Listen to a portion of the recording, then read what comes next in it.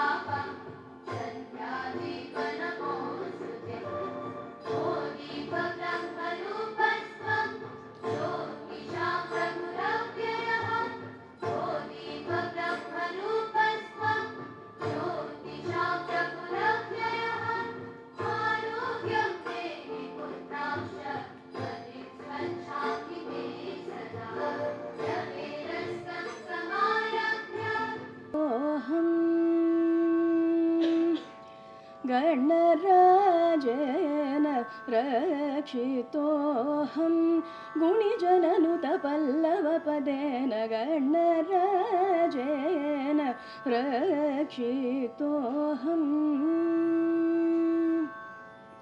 अणिमाद्यष्टसिद्धिप्रदेन माणिक्य मकुटादिधरेण मन्त्रिणी पूजित सुमुखेन मानित गुरुगुहवन्दितेन दिनकरकोटिप्रकाशेन दिनकरकोटिप्रकाशेन Vinat श्रितमन्दारेण मनुपूजित पाशाङ्कुशेन काननस्थित ब्रह्मचर्येण गणराजेन रक्षितोऽहं गुणिजननुतपल्लवपदेन गणराजेन गणराजेन गणराजेन रक्षितोऽहम्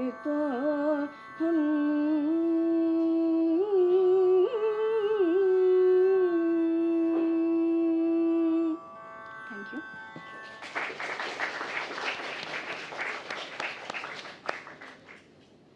Thank you so much, ma'am. Now I would like to invite Dr. Malyada, the head of Department of Fine and Performing Arts, deemed to be University, to address the gathering.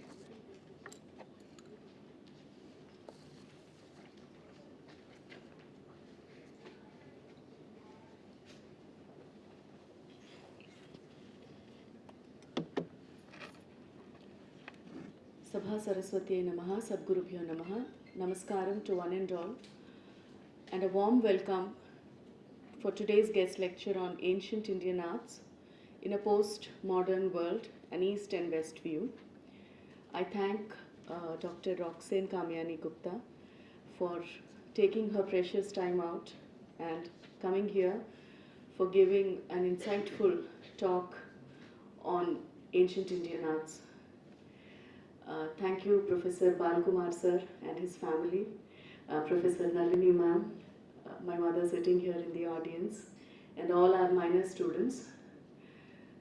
Only after the lecture, I'm sure you'll realize how insightful and impactful this lecture would be. thanks to the colonization, we've started looking at the world through the eyes of Western culture. And if something which is foreign to us, we deem it very impactful and probably forgot about what our own cultures are. I wouldn't say completely, but here is a foreigner who's born in the US, and I would definitely say only her body belongs to the US. Her soul is Bharat. She is by soul a Bharatiya, and her knowledge, her in-depth understanding of Indian culture is so profound that we need to learn so much of Indianness from Dr. Roxanne Kamayani Gupta. These souls are born for a purpose. Bharat calls them here, and it is around 5 decades of her journey in Bharat, around that she fell in love with Bharat, studied about it, learnt about it, wrote about it, taught about it. And she has so much to say, and this is a great opportunity for all of us sitting here in this auditorium to learn so much from this great scholar, a yogic practitioner, a person who does Srividya Upasana, and a staunch follower of Sanatana Dharma. Thank you so much, all of you, for coming here, and I hope you'll really take back a lot of insightful aspects of ancient Indian arts in a postmodern world with an East and West view. Thank you so much.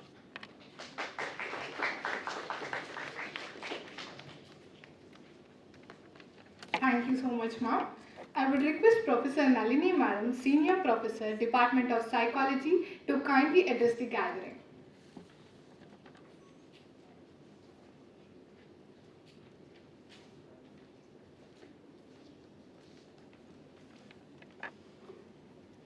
Thank you, Malida, for this opportunity.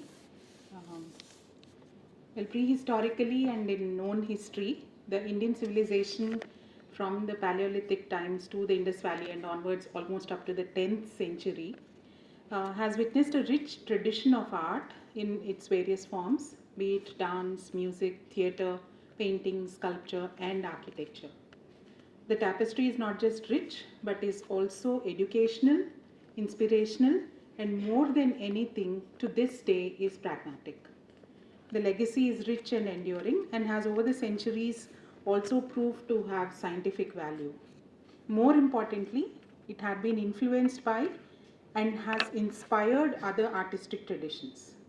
In the post-colonial and postmodern times, ancient Indian art is not just an artistic tradition that is accepted globally, but is a way of life, a means of exchange of ideas, concepts, philosophies, worldviews, and above all, human brotherhood, as can be seen from the practice of these traditions globally. It is in this context that the Department of Fine and Performing Arts, School of Humanities and Social Sciences, had organized this lecture by a very renowned scholar of Indian tradition, Dr. Roxanne Kamayani Gupta. And the lecture is titled Ancient Indian Arts in a Postmodern World, an East-West View. As a student of ancient Indian art, I am very much looking forward to this lecture. And as Malida had already mentioned, I'm sure there will be a lot of takeaways for all of us sitting in this room. Thank you so much for giving me the opportunity to say these few words.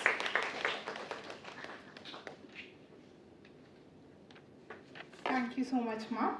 Now I would like to call upon Miss Urvasi Madam to enlighten us with a brief introduction of Dr. Roxanne Garu.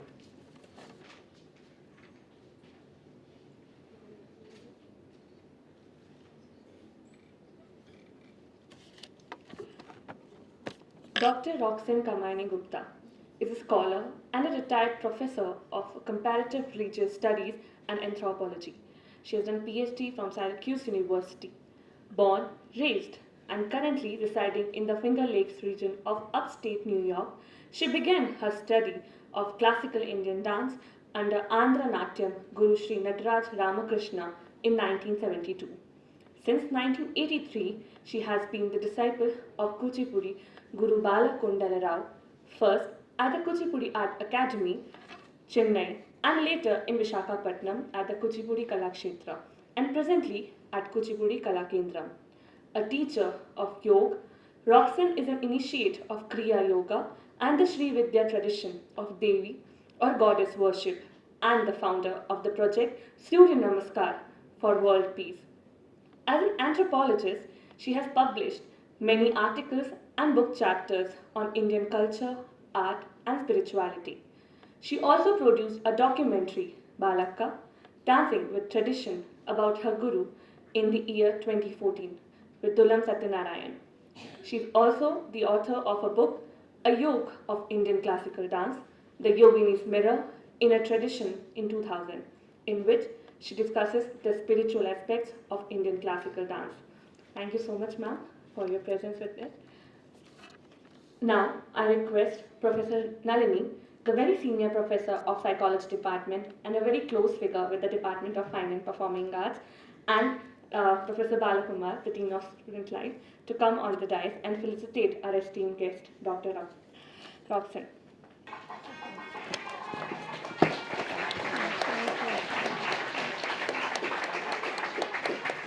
Oh, thank you so much.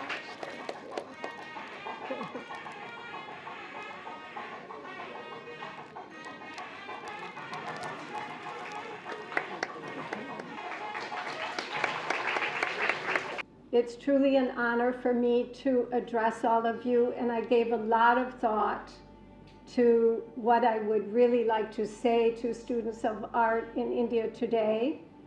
So you'll be hearing my perspective as someone who's been involved with the traditions of India, particularly the arts, since the early 1970s.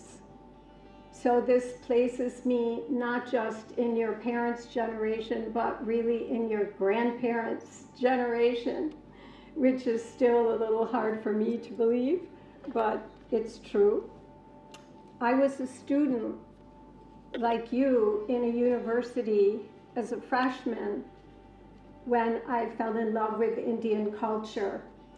And it was my great fortune that there were study abroad programs at that time where American students could come and live for a full academic year in India. And I was lucky enough to sign up for one of those, be accepted, and I was given a crash course in Telugu that summer. And we were supposed to come to India in September when all our visas were canceled. We were extremely disappointed, to say the least, but thanks to my Telugu teacher, he encouraged me to come to India alone. And I did that. I came alone on a 747 plane, got down in Delhi, flew to Hyderabad, where I was greeted by my Telugu teacher's good friends who agreed to help me get settled in Hyderabad. They introduced me to Sri Nataraj Ramakrishna, and that's how my journey in dance began. It was a dream come true for me. And I've remained loyal to that dream my entire life.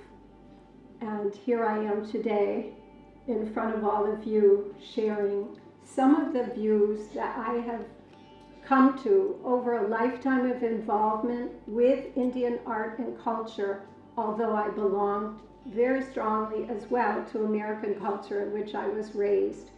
That's why I call this an East-West perspective. Now, my talk today is a talk that I feel is important for you, and rather than stand up here and give you answers, I really want to raise some very basic questions for you to ponder after you hear my perspective, then for you to take some of these ideas and then just let them settle in your mind and think about them. Because it's more about your future, your present, all our present, and your future. Even when my generation is no longer here, what is going to be the role of Indian art in all your lives and in the lives of your children and your grandchildren? These are the questions that I'm raising, and I'm talking about the environment in which we find the art today. which we call the postmodern period. So let me begin with a question for all of you.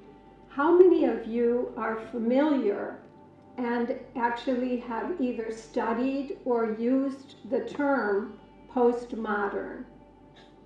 How many of you, in any of your classes or in your reading or in your lives, are you familiar at all with what is meant by the term postmodern? Anybody can raise their hand on that? Few people. Okay, so a few of you are familiar with it. Okay, so I'm going to be defining the term postmodern for you and describing it and talking about the art within the context of postmodern period, and that is the contemporary world in which we live. The name postmodern is given in the academic realm and now also in the journalistic and popular realm. Postmodern is a very important term that's used all the time. So it would be good for all of you to know what is meant by this term, so that in the future, when you're reading academic papers or you're doing research or you're even reading about current events, you will know what exactly is meant by postmodern and why it's important to think about.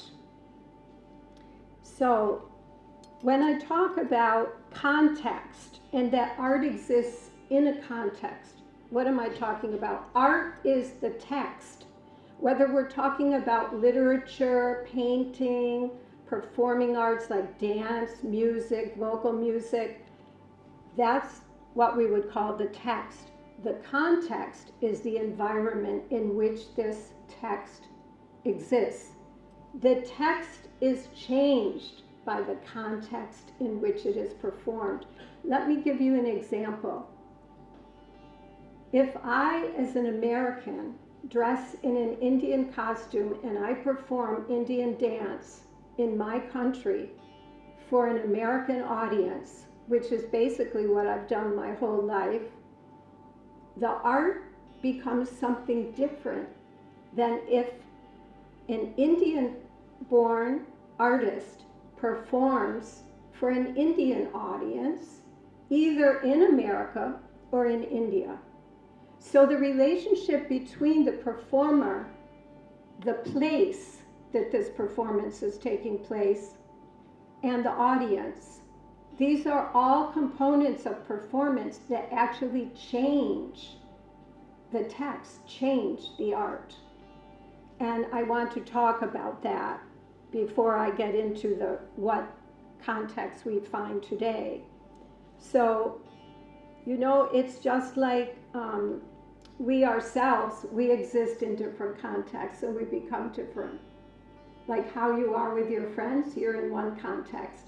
How you behave with your parents and your family, it's a different context. You become different because you're in a different context. So let's just think about that for a moment, and also recognize that the Natya Shastra knew very well about the art, the text, and the context. That's why in the Natya Shastra, they talk about how the stage should be set up, where, which audiences, which kinds of art can be performed for, because they understood that the art existed in a context. Of course, in those days, they could not have foreseen today's context. They couldn't even imagine the world in which we live today. So I want to raise some important points for you to think about, because these are questions that only you can answer for yourselves individually. Not everyone in this audience is going to have the same relationship to art. I understand that in the audience today, there are some of you who are majors in art. Could you raise your hand if you're majors? A few, right? And minors? Okay, so we've got mostly people who are they're taking their minor in art. which means you have a different major, probably more related to how you want to make your living in the future.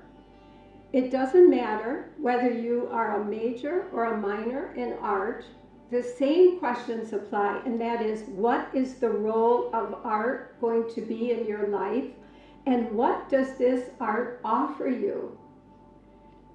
One of the characteristics of the postmodern period is that we have a lot of freedom today compared to the past, okay? Compared to more traditional times. We have so much freedom to experiment with the art in a way that in a very traditional context, that freedom did not exist. There were very strict rules as to how, where, and who could perform the art. You can say now the art has been democratized since the modern period. Modern means, I want to also to start talking about postmodern now. Postmodern means after modern. Post, after, modern. How many of you knew that we're living in the after modern period? And yet that's what it's called. Why? Because modernity, or the modern period, has a very specific characteristic, just as tradition has a specific meaning, okay? And I'm not going to talk about it in a very technical way, as if, we're in an anthropology class, we have to go deep into the meaning and the definitions. No, I'm going to talk about it just in a way that we can think about it very easily. Tradition means something that's been handed down from generation to generation. And we all have a sense of what tradition is. That's why I could call ancient Indian art. Why do we call Indian art ancient? It's because the whole world recognizes that India is one of the cultures in which there's an unbroken lineage of tradition handed down since times immemorial. We can't even fully date the beginnings of Vedic culture. Yes, there are historians that have tried, and there are a lot of arguments about that. When did it begin? 10,000 years ago? 5,000 years ago? How can we talk about origins when you're talking about such an old tradition? Yes, the tradition is ancient. I totally believe that we can call Indian culture ancient precisely because we cannot date the beginnings. We know the Vedas, we have some idea of the Vedas. If you've ever read the Vedas, you see they're not so easy to understand. They're more like poetry. They're more like poetry than philosophy. You come into the Upanishadic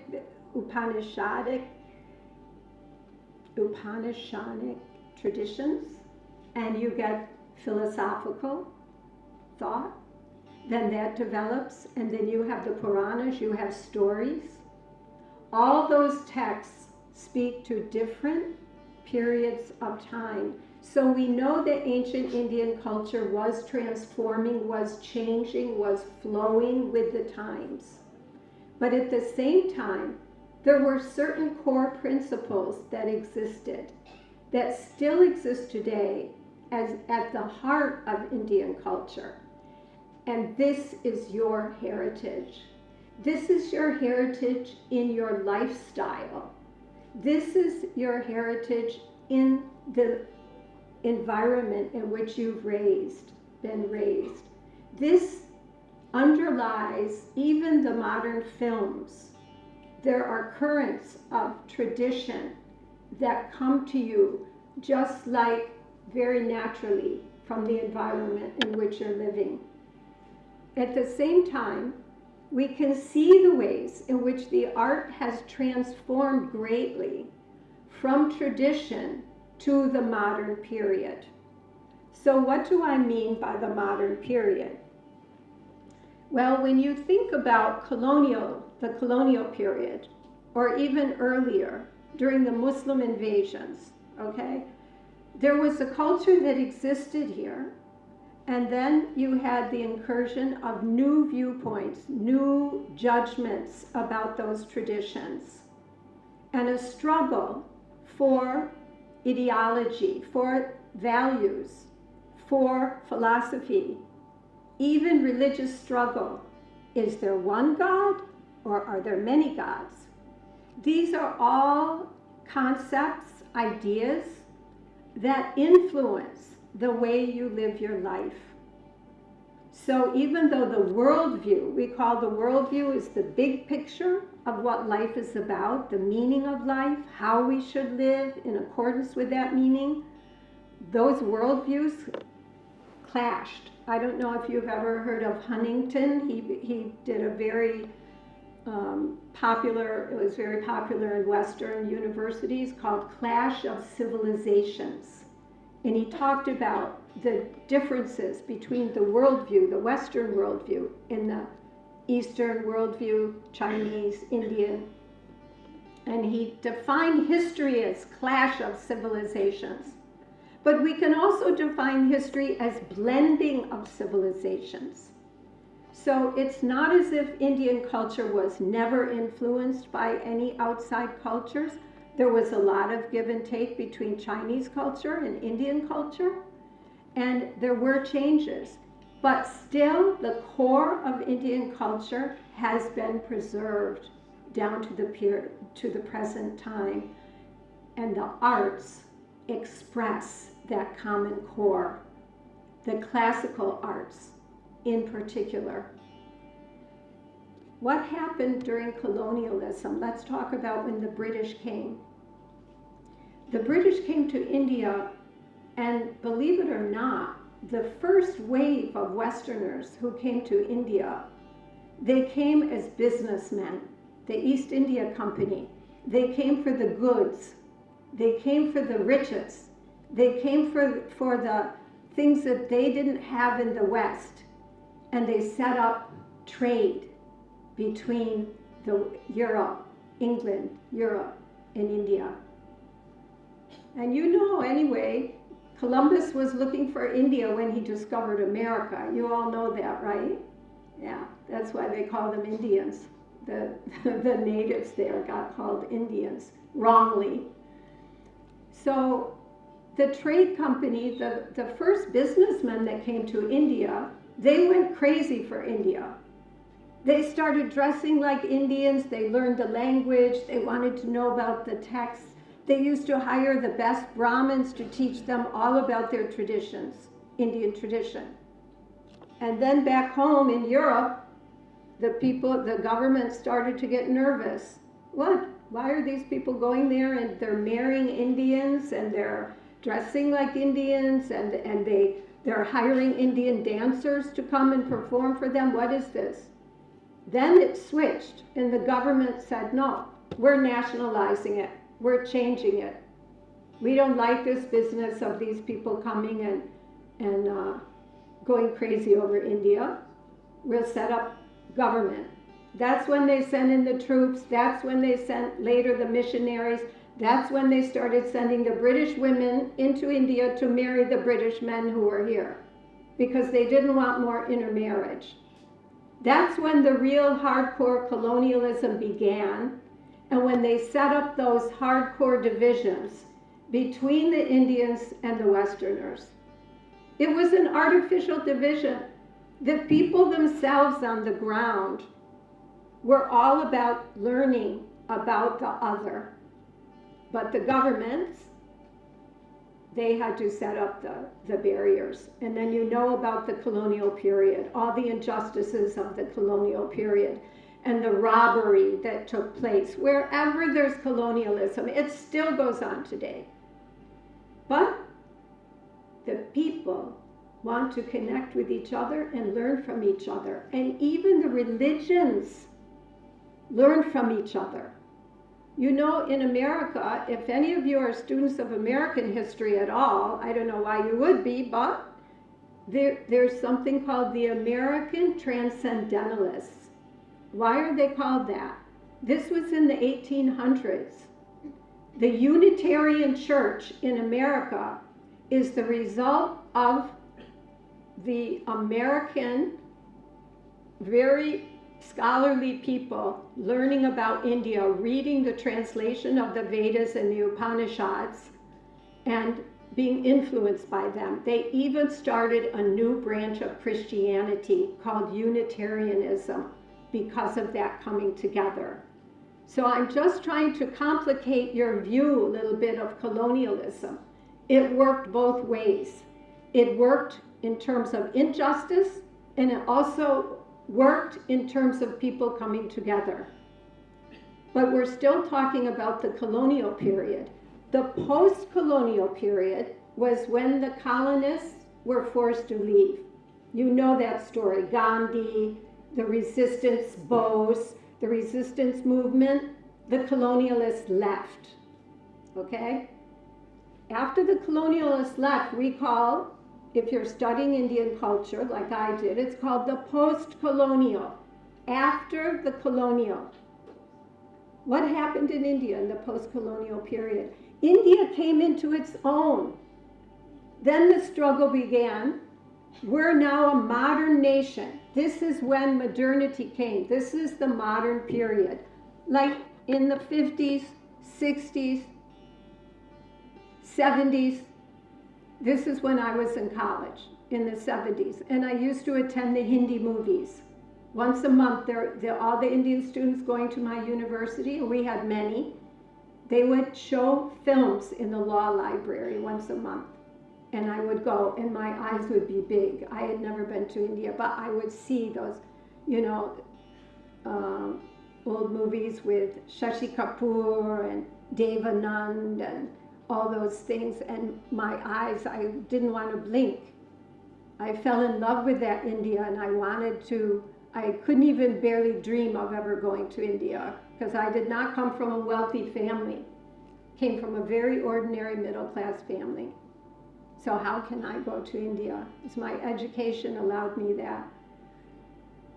So the modern period was characterized by what exactly in India? Think about it.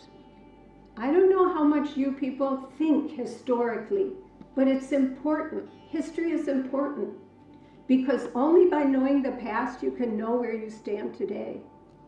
So the modern period was characterized by India enters the world stage. India gets nuclear power plants. India starts to exert its personality on the world. What was the role of art during that period? In traditional times, the kings used to patronize the arts. The temples were the big cultural centers. They were the big market centers, because economics and art, they have a relationship. If you have artists, you need to have people patronizing the arts. So in the traditional context, we know that it was the kingdoms, the kings that supported the arts, and the wealthy businessmen supported the temples. So it was the business community and the people who went to the temples and made their offerings. Those were the masses of people. They supported the arts by supporting the temples, and the kings also supported the arts.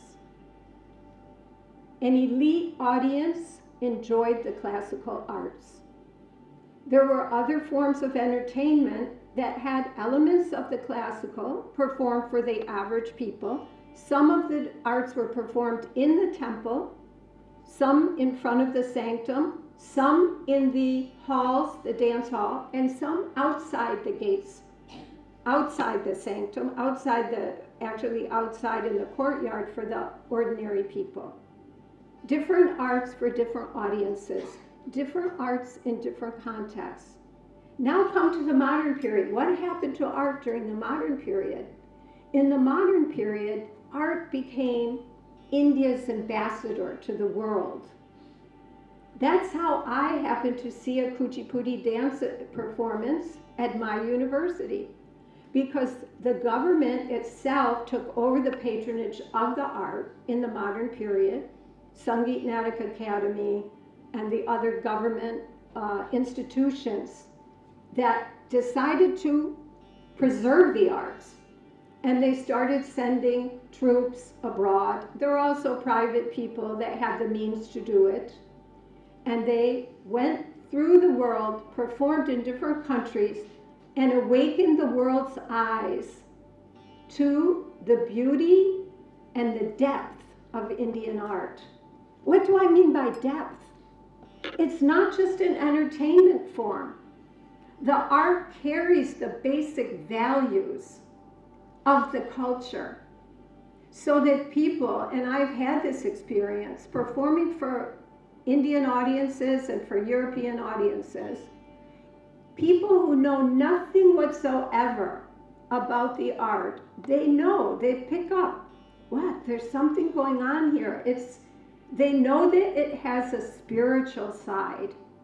They don't know the details, but they feel the aura of spirituality around Indian art.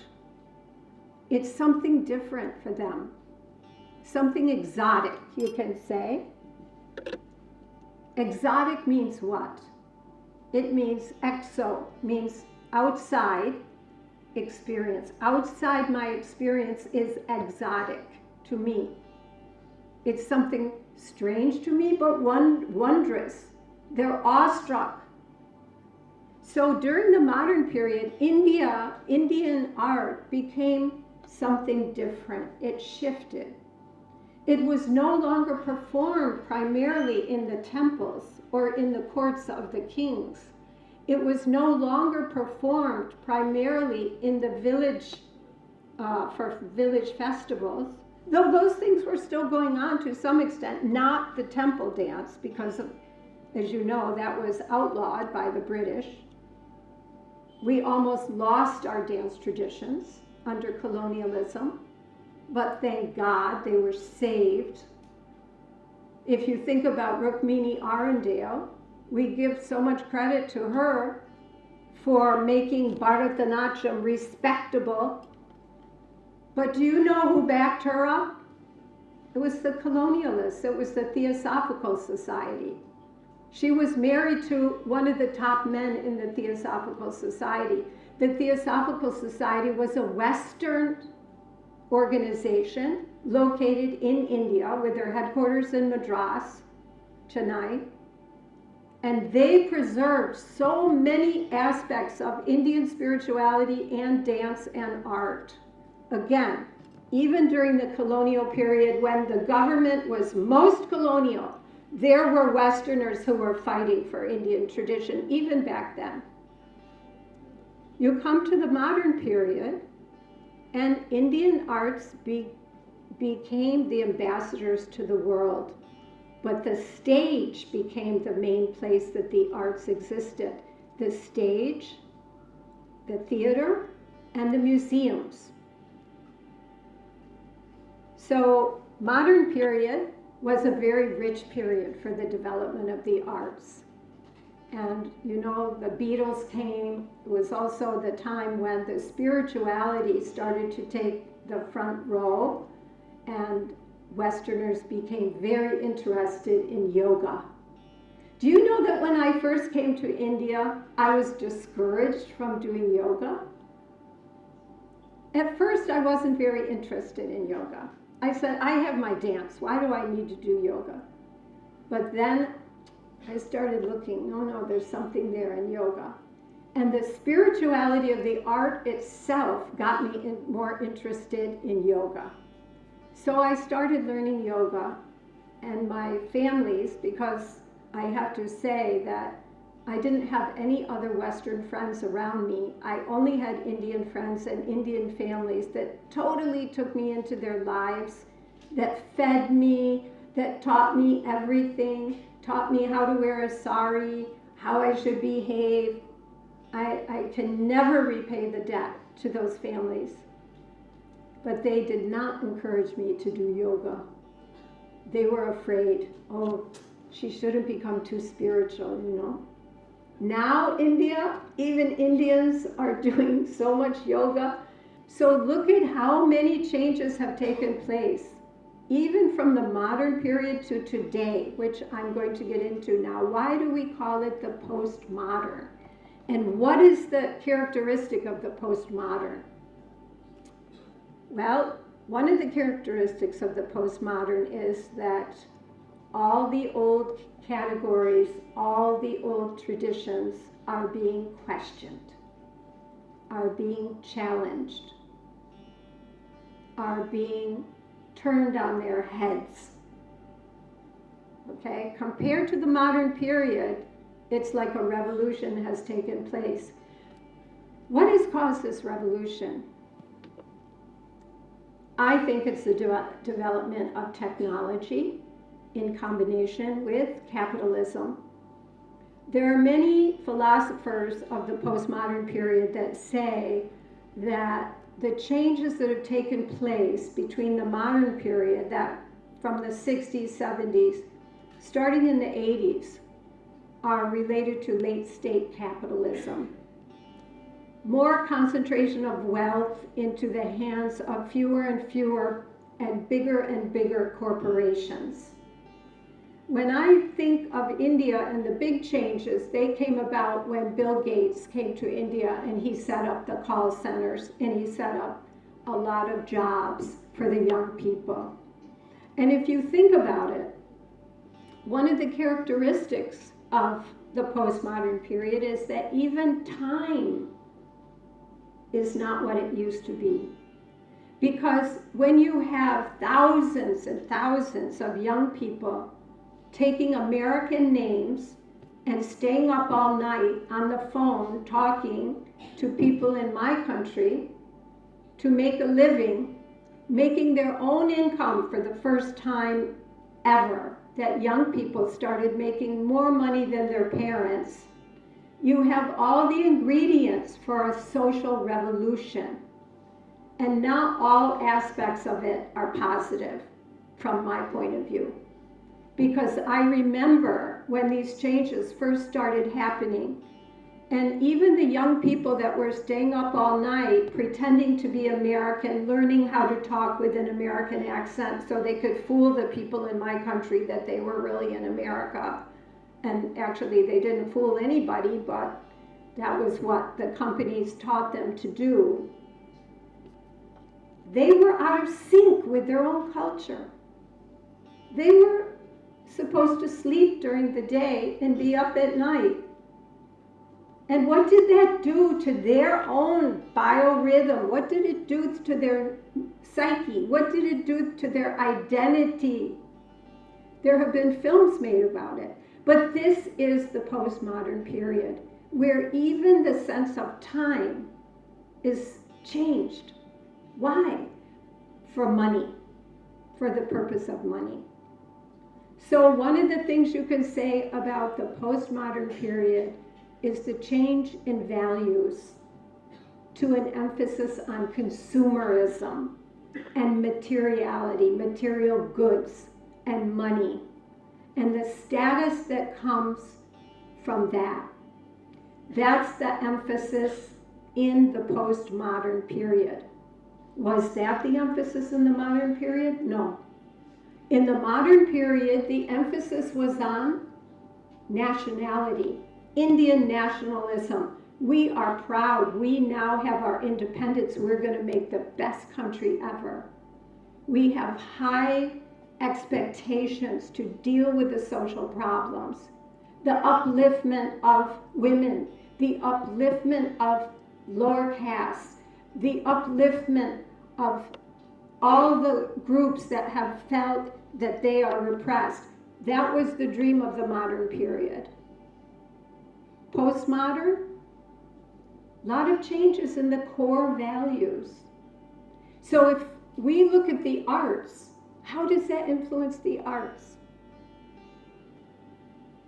Does the art then become like a museum piece, like where we're looking back and we're saying, oh yeah, that's how it was once upon a time in India, but today it's different. We have to live different now. We have to go along with what the whole world is. Everybody in the world wants money, no? Everybody in the world wants prestige. Everybody in the world wants to show. right? How great we are. This is a change of values. The values expressed in the art, devotion to something higher, something transcendent, something real, the ultimate values. What is the meaning of life?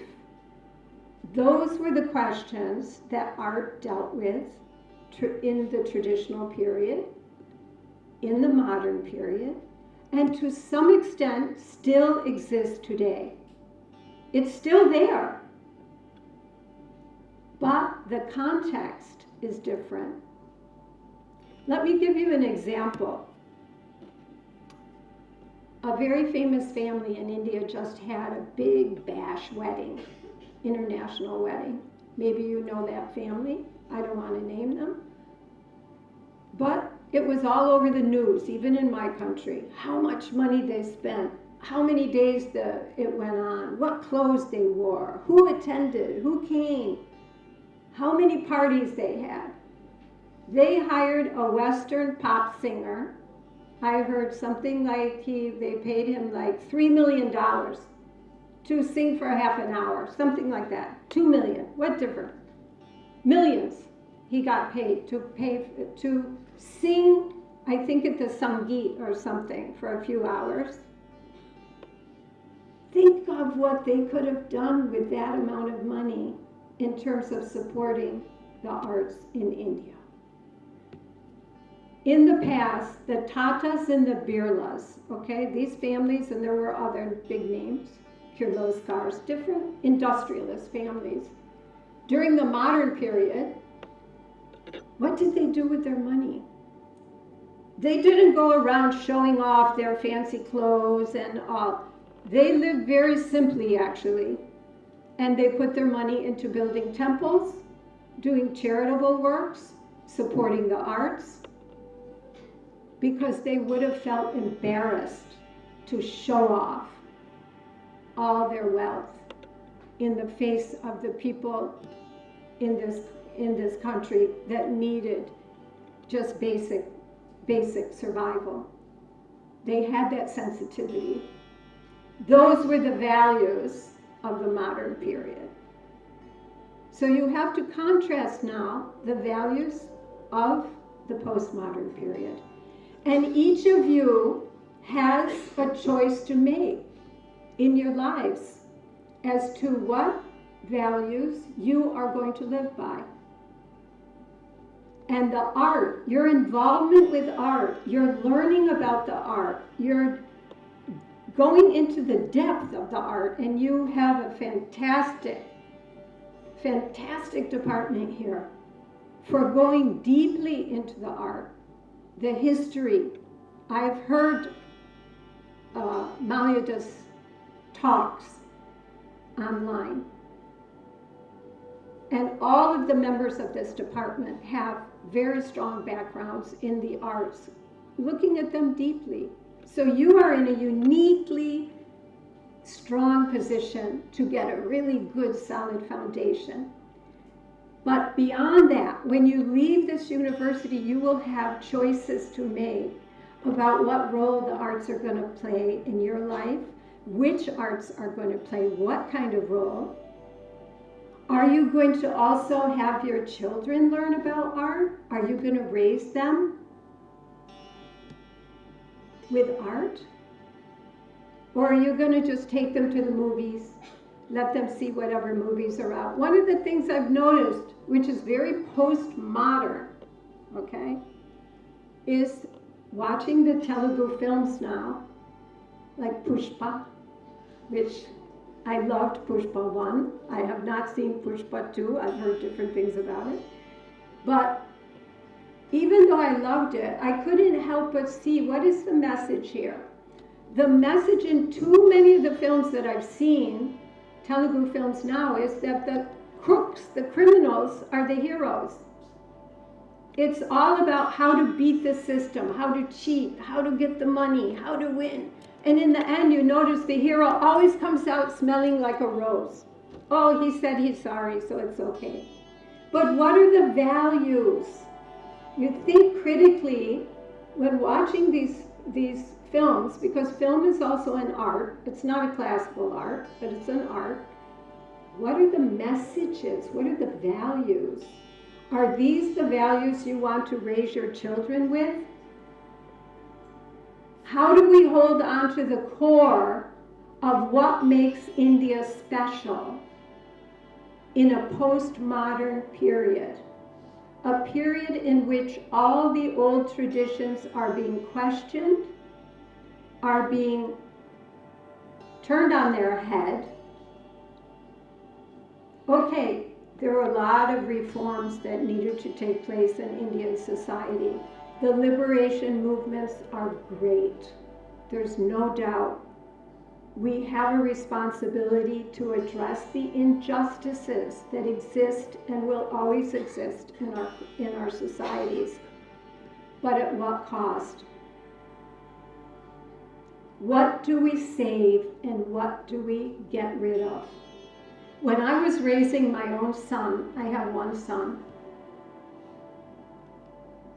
My husband and I were both very keen, because he was from India, I was from America. Even though I was so involved with Indian culture, I still have my American side. So we made a commitment to take the best of East and West to raise our son, not the worst of each. When I first came to India, everybody used to say to me, oh, you know, India is spiritual and the West is materialistic. You cannot believe the number of times I was told that. All through the 70s. In the 80s also I used to hear it. After about 85, like that, after liberalization, I didn't hear that anymore. Nobody says that to me today, that India is spiritual and the West is materialistic. Even then, I didn't believe it because I knew too many people in my country that were spiritual. And I could see that India also loves material things. Look at all the material in the sari shops. That's a lot of material. That's supposed to be a joke. Do you get it? Material? So the idea is that you have today a great deal of freedom to take the best of the East and the West and to make a commitment to go deeply into the arts, hold on to them for the basic values that they give you, and with the freedom, accept the responsibility of preserving this deep culture and the balance between materialism and spirituality for the future generations. And then you will know exactly what the role of art should be in the postmodern period for yourselves. I wish you all the best in this.